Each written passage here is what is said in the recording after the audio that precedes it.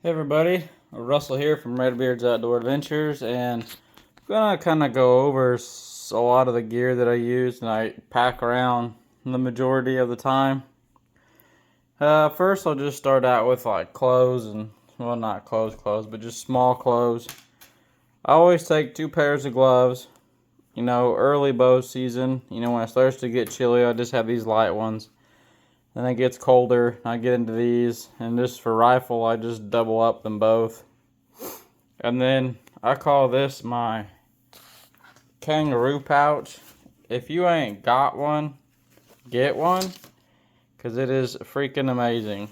I just stick my hand warmers in there along with my hands, and it is great. Then I just have this cheapo backpack. It ain't nothing fancy, it's hand me down actually.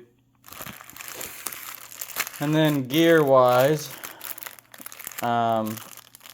just some hand warmers, foot warmers. I take these toe warmers and sometimes and stick them, if I double up on gloves, I'll just put them both in my gloves. I'll put the thinner ones on first, and then I'll put the hand warmers in, and then the second pair of gloves. Then I have body warmers and stuff that I'll use if it gets really cold during rifle. And I got plenty of flashlights. You can never take enough flashlights. If you need it and don't have it, you're screwed. So I got, 3 flashlights. Well, 2 headlamps and this flashlight. Then I actually take another headlamp. That's my primary, but it's not with this stuff. I have 2 sets of rattlers. I have actual antlers and then bag rattlers. They both make different noises. These are pretty loud and can be intimidating during early season or even just smaller bucks. And then I have this buck urines left over from last year. I don't use a lot of scents as attractants. I just more of a cover scent. I'll put some on my boots. I actually have a spray bottle that will go in. And I'll spray it on my boots to help just cover up my tracks when I walk in. And then I have this Estrus Bleats can. And this is another, just a mouth call for bleats. And then a grunt call from Fawn the Doe. The extinguisher, that is a pretty awesome call. I'd recommend one. I've had a lot of luck with it. Then knives. I got more than what I need for knives probably. I have this little Mountain Edge, I think it's called. Outdoor Edge is what it's called. I don't know if you'll be able to see that on there. It's not going to focus for it. But they're replaceable blades. They're like little razor blades that are replaceable like your box knives. Awesome. They're extremely sharp and really last a while. Then I have my bone saw for cutting open the rib cage to get into the chest cavity. Then I've had this knife for a long time. I've used it to skin coons, skin deer, and a few other things, and it's been a good go-to knife. I couldn't tell you the brand. I don't know if it even says. 440 stainless steel. I ain't gonna get that to go through. But my dad bought that for me a long time ago. And here's my new knife to come to the table. My father-in-law picked this up for me. Got me one. It's a Buck Knife brand. It is extremely nice. Feels good in the hand. I've never had one of these. I believe my dad had one, but I don't even know what happened to that. But I can almost remember him having one, I feel like. And then this here is an assortment of little knives, which some people probably think is dumb to have. But honestly, I've used these quite a bit. They're just a little variety of everything. I mean, they're little, obviously. I mean, that's not very big at all. But they come in handy.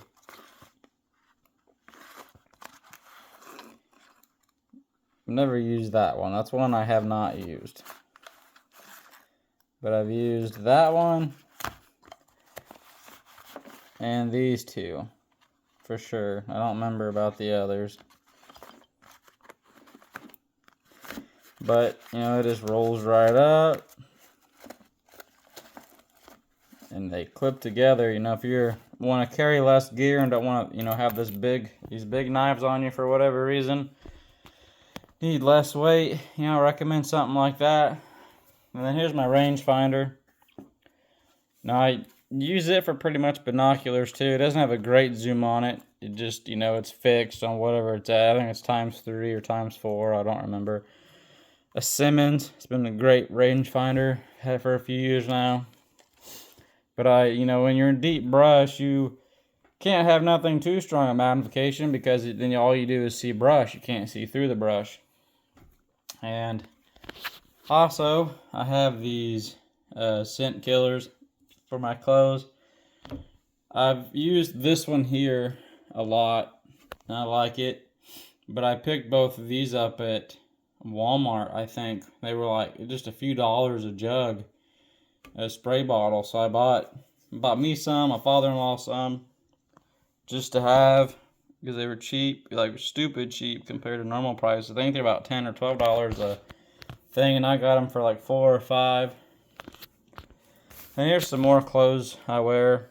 This is just a face mask. It just slips over your head. I wear this for bow season and rifle season.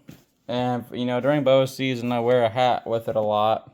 You know, when it's still warm out or not very chilly. When it starts to drop off and get cold early mornings, I have this black stocking cap that I wear with it. And then when you get into rifle, real windy and cold, that's when I'll switch to this full face mask, you know, lightly insulated. But it's also a pain for me because I have glasses, as you can see. So I gotta like tuck this piece in here so my nose don't fog up when I'm breathing, don't fog up my glasses. Another new thing I have this year is this seat. I don't know how well you can see that. There you go. But I got this early spring this year. It's fairly thick. My old one, you know, is about the size of this top thing here, but you know, it ain't no thicker than that either. And it doesn't have a backrest. But I only have one stand that has a real good seat on it, and my other 5 or 6 stands they're just a metal. You just sit up there and that's it. There's no backrest. There's a little bitty foot spot and then a butt spot for your butt. I call them sniper stands. I don't really know what the name of them are, but very simple, plain Jane, no handrails, no nothing like that. You're just sitting up there. So I got this to make it more comfortable for them days that I'm in that, you know, I sit up there for long hours at a time. I ain't got much of a butt, so you gotta have some sort of cushion. And this is the most of my gear, really. And I've used everything on this table at least once, but really more than once. I've used it all. It's come in handy for different tasks, you know, throughout the years that I've been hunting. I've always carried a few extra knives, normally not this many, but you know, if you lose one, you got another one. You forget one at home because you had it out, you know, using it for some reason, you got another one. Same way with flashlights. I use some of these flashlights around the house, and that's why my primary spotlight is not on the table with this stuff. So,